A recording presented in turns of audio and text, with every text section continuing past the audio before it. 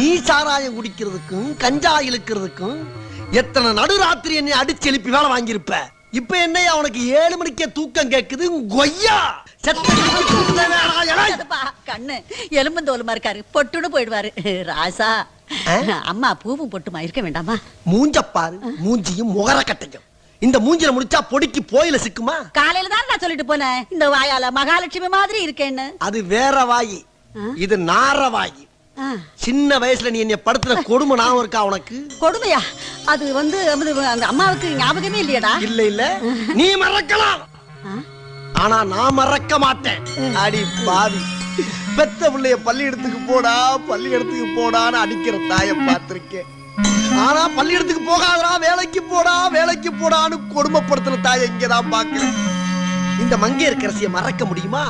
உன்னையெல்லாம் அடிக்கவே இல்ல, அலற. ஏ